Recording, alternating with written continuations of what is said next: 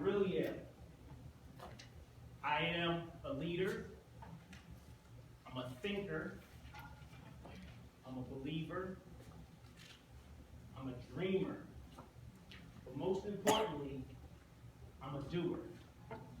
I get things done. And when I look into this audience, I see a number of people who are about to embark on a journey in which you will have to get things done. Now, in my book that I recently published, I talk about race, gender, and education. And I want to share with you some of the insights of that book as you embark upon your journey that starts today. One thing that I want you to remember as you start your journey is the fact that education is going to be something that will have an individual, personal impact on you, but also it's something that you can use to change the world. One thing that we have to recognize, first and foremost, about education is that we live in a capitalist society. And if you know what capitalism means, it's the basic understanding that you need to come up with ideas, or you need to come up with something that you can do with your hands, something that you can create that will allow you to make money. That's the simple idea. You need to be able to make profit off of what you have up here or what you can do with your hands. Now today, one of the things I am not is a cheerleader. You are not going to see any fireworks. I'm not going to jump out of a cake. I'm not going to hand out money to the audience. That's not today. But I'm going to give you the facts. I'm going to give you the facts as I know them, of the importance of education and how it impacts your life and how you therefore impact other lives. When we think about education, one of the primary functions of education is that it gives you access to upward mobility. Now, what does that mean? Probably the number one reason why you're here today. How many of you are getting an education because you want to make money? Every hand in this room. And I can't fault you. We all want to make money. We all want a stable lifestyle. And that's all acceptable. This is the number one function of why people get an education. Now, there's a theory that we talk about in sociology that's called the human capital theory. And what that means is that individuals invest in their self-worth, and over a period of time, you expect for that investment to pay dividends. Just like as we transition from 2015 to 2016, how many of you probably said, this is the year that I'm going to start working out. This is the year I'm going to get in the gym and I'm going to get my guns tight for the summer. How many of you said, I'm going to do the crunches so I can wear the two-piece bathing suit when I'm at the beach? Everybody's looking at me kind of smirking because you know what I'm talking about. So we've all done that because you expect by June, July, August to be able to look a certain way, to feel healthier based on the investment that you put into your physical body during that time period. The same with your education.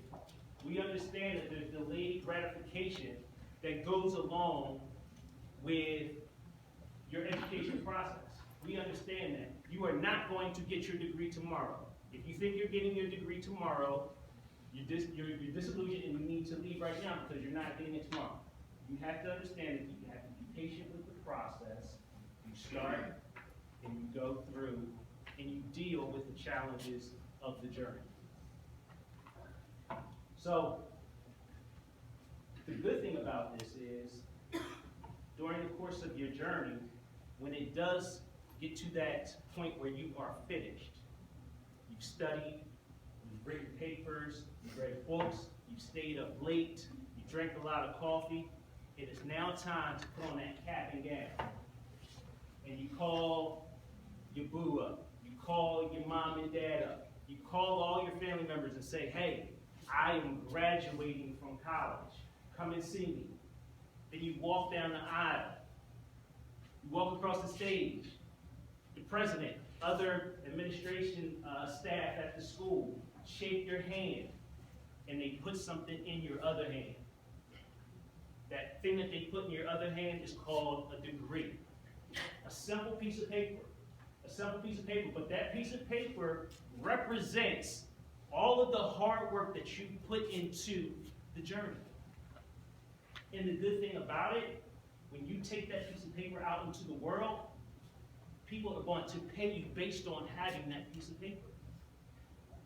Because it represents countless hours of studying, of organizing, of talking, of listening to numerous lectures.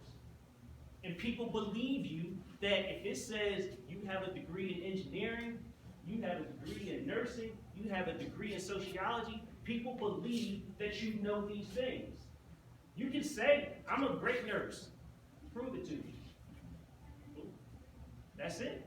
It's as simple as that. You don't have that paper, it's not going to happen. People aren't going to believe you. We live in what's called a credentialized society. You need credentials in order to validate your worth. All right? So the first chapter of our books talks about creating your value. This is the journey that you started on today. You are creating value for yourself. Right now, by listening, by paying attention, I'm seeing everybody's eyes. This is what you need to do in every class. Every class. And this is what's going to allow you access for upward mobility. Because if you just graduated from high school, you got a diploma. 2 years of college, you get an associate's degree. 4 years, you get an undergraduate degree. Next, you get a master's degree or a doctorate. Every level, guess what's going up? Your possibility of upward mobility. Your income. Your income. I've done 12 years of schooling after high school. And I'm not saying that to brag, I'm saying that I did that specifically to invest in myself and give myself, number one, access to upward mobility, but also stability and the option to do the things that I like to do, because I can impact people with my education. All right? Number two, education is going to provide you with opportunities for social awareness and social status. Self-awareness and social status. So, once again, as a sociology professor, these are my reference points. When I think of self-awareness, I think of a theory called, by Abraham Maslow. It talks about the hierarchy of needs. And he talks about a hierarchical scale in which individuals have to climb certain stages and have certain needs met before they reach that point of ultimate success, of self-actualization, of intellectual liberation, if you will. All right? And once you have these needs met, you are in a position to not only think more clearly, but also offer greater contributions to society. The interesting thing about this is people begin to look at you differently as well once you have that level of intellectual liberation. Like on an Oprah show or something, Oprah will probably say, living your best life. Anybody ever heard something like that? Or being your best self. That's what we're talking about. We're talking about reaching that high point of Maslow's hierarchy of needs. That is what you're aiming for. When we talk about being on a college campus, an education, an institution of higher learning, when we talk about a university setting, we're talking about getting knowledge of the universe. You're here because you recognize you don't know everything. You're here because you are not motivated by being simply around your peer group and you want to learn more than what they can offer you. And guess what? Your peer group is going to change. Your peer group is going to change. It doesn't have to change completely, but it's going to change because you're going to put countless hours into yourself. And that way you can no longer spend as much time with individuals that aren't investing in themselves. All right? So when you go back to the neighborhood, hey, what's up, college boy? Oh, you think you're smart now because you go to college. You're gonna get that. You're gonna get that. Oh, come on, you can hang it. Study later. I'm telling you, it's gonna happen. It's gonna happen. Your social status changes. And when classes with professors and other individuals who are pursuing these degrees, the conversations that you're being exposed to is going to change your way of thinking. When I'm in the classroom as a professor, I'm looking every student in the eyes. Look at my eyes. I'm looking every student in the eyes, and I'm challenging your values, and I'm challenging your beliefs, and I'm saying, that makes no sense what you just said. That makes no sense. Please clarify. If you think it makes sense, please clarify for the class. Because I want you to leave having your brain opened up wide. I want you to understand, if you state something, you need to be able to defend it. And we do this in a classroom, and I do it in an engaging and friendly way, because when you go out into the real world, it's not going to be so friendly if you come with some foolishness. Okay? So please understand that your ideas have to be vetted. Your opinions have to be vetted. And that is my job as your instructor. Now, when we talk about social status, again, last year when you went to your family reunion, you went to your family gathering, hey, I know you recently graduated, oh, I'm just talking. Hey, I know you recently graduated from high school, what you doing with yourself? Work at Target. Great, okay. See you later. That's it. This year when you go to your family reunion, the conversation is different. Hey, Sonny, how you doing? What you doing with yourself now? I work at Target. And I'm working on a degree in business management. Conversation changes. The respect level changes. Why? Because they expect you to know something because you are working on a degree at an institution of higher learning. That makes sense, right?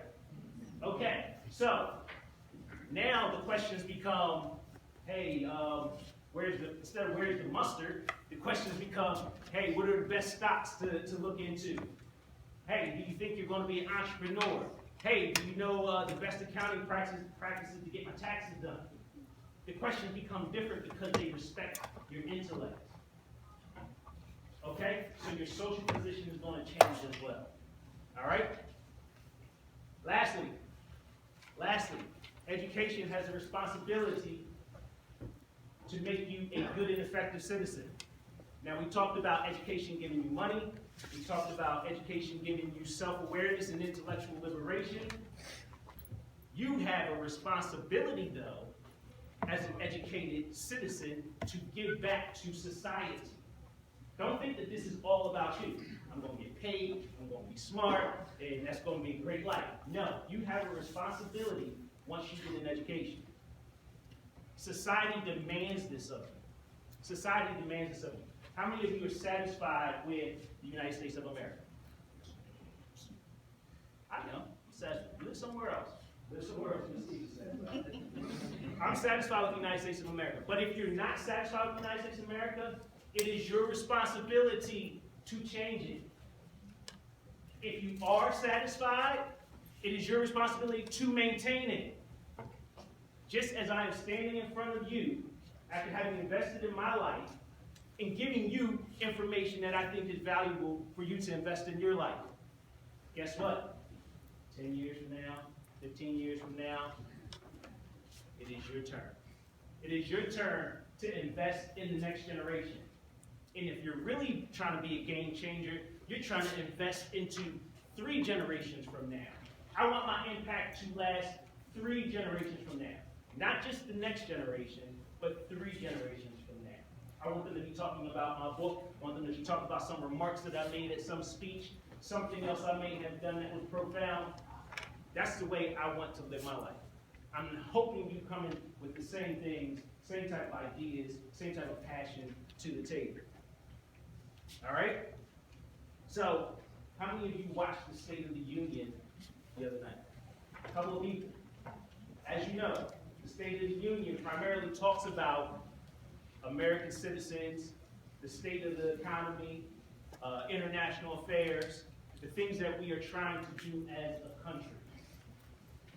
You are part of that conversation. You're part of that conversation. Once you graduate high school, you are part of that conversation now of improving our society.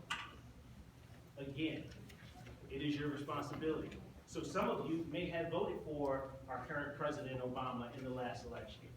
As you know, he can no longer run. So now we have a Democratic frontrunner, Hillary Clinton. Well, some would say Bernie Sanders or Hillary Clinton.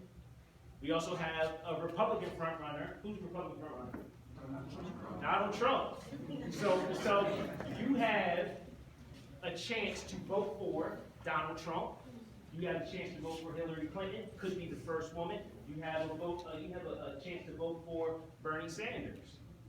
So, or any other individuals that are running. And guess what? Once they get into office, it's not their job to change society. It is your job to stay on top of them to change society. Okay? So in this room, we need the next Congressman Castro out of Texas. We need the next Michelle Obama. We need the next Steve Jobs. We need the next medical professional. We need the next Dr. Dukes, the president of this college. She is not going to be here forever. So in 10 years, 15 years, 20 years, you need to be prepared to fill that position if that is your goal. Me, I don't plan on being here 20 years from now. But somebody here, somebody has to stand in these shoes and motivate the next group of students. That is your responsibility. That's what education is going to provide for you. It gives you things, but it also gives you responsibility. I know you all are ready for this challenge. I know you're ready for the journey. I know you're ready for the journey. You know why? Because you walked through that door this morning. You got up, said, I'm going to go to that convocation. You walked through the door, and all you have to do from this point forward is continue moving forward. One step at a time. This is how you do it. Two simple things. You have to have internal drive. I see that you already have that. You have to access your external resources. You came today to start getting those resources. Today is the new student convocation, PGCC, what fair? Resource fair. Resource fair. So today, you are going to lead with one resource. You're going to lead with one department, one organization, one club, one person that you can touch base with that you feel will be useful on your journey. You're going to lead with that. I'm telling you, you're going to lead with that. Shake your head. Yes, I'm going to lead with that. Thank you. You're going to lead with that. Number two, when you start classes next week, when you go into the classroom, say hello to your professor. Say hello to your classmates. Don't just sit in the corner and play on your phone. Engage each other as humans. These are the individuals that are helping you to become the person that you want to be. All right? Number three, you're going to find somebody in each class that you exchange phone numbers with, cell phone, email, social media, whatever, so that you have someone you're connected to in the classroom. Every level of education for myself, I did that. And they are still my still 2 or 3 best friends at the undergraduate level, master's degree, and PhD. My best friends because we went through the fire together. And lastly, if you don't have one, you need to find a mentor. Whether it's someone at home, your church, your job, here at Prince George Community College. If it needs to be me, reach out to me. I'm available for you. You have see my Twitter. My email is howarddc@pgcc.edu. My phone number is 301-404-1515. I don't hide myself from students. I'm available for you because I want you to complete this journey. I don't benefit if you don't succeed because I need my children to be taken care of by you. Like I said, you all are ready. You know why? You came today. Keep moving forward.